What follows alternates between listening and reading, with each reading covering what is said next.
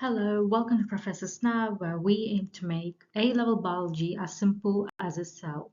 So today we're looking at Core Practical 15, which investigates the effect of different antibiotics on bacteria.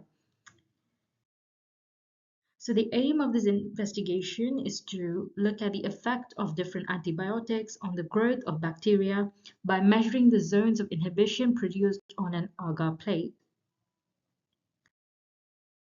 So some important notes to remember for this practical is that bacteria are cultured on the agar gel, which supplies the bacteria with the necessary nutrients. So that is the purpose of the agar gel.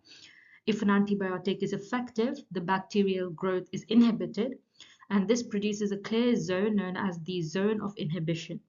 So the larger the zone of inhibition, the more effective the antibiotic is against the bacteria. So now to look at the variables. So the independent variable in this practical are the types of antibiotics. The dependent variable is the diameter of the zone of inhibition, and this will be measured in millimeters. And there are some control variables you need to consider so that the practical you carry out is the most accurate it can be. And these are the species or strain of bacteria used, the concentration of bacteria used, type and depth of agar gel, the incubation temperature and time, and the size and concentration of the antibiotic discs. So now to look at the method. So ensure that you use aseptic technique throughout the procedure to prevent contamination. And it's almost every year you will be asked what aseptic techniques you use during this practical. So always make sure you know at least 3 to 4. So different ways you can ensure that aseptic technique is followed through this practical is to ensure that all equipment is sterilized and keep the petri dish lids closed as much as possible.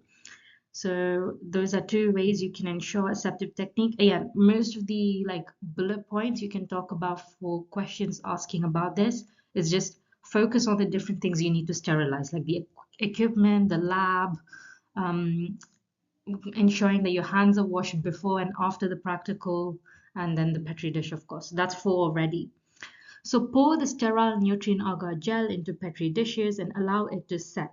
And this step, by the way, is usually done by your lab tech, but it is important you do mention it if you're asked in like those 6 markers on this practical. So add a known volume of bacterial culture to the agar and spread evenly using a sterile spreader. Place antibiotic discs on the agar using sterile forceps and seal the petri dish with 2 pieces of tape. And ensure that you do not fully tape it because it can lead to an aerobic environment being created and like unintentional pathogens might grow. So incubate the plates at 25 degrees Celsius for 24 to 48 hours. And this step, you can mention this in your practicals, but then in lab settings, it is better to follow whatever the lab tech or your teacher recommends. And then finally, measure the diameter of the zone of inhibition around each disc using a ruler. So what are the safety considerations you need to think about during this practical? So plates are incubated at the temperature as per lab technician suggests, so that to reduce the risk of culturing pathogenic bacteria. So like when we personally carried out this practical, we just did it at room temperature, but then at different schools there might be different requirements or different settings, so follow what your lab tech recommends. Plates should not be fully sealed. This prevents anaerobic conditions that could lead to the growth of dangerous bacteria, and do not open the plates if incubation is used. Again, because the environment, those pathogens, not pathogens, but the bacteria grew is different from the room temperature where you'll be measuring the inhibition zones. It's recommended that if you did pass it through an incubator, not to open them.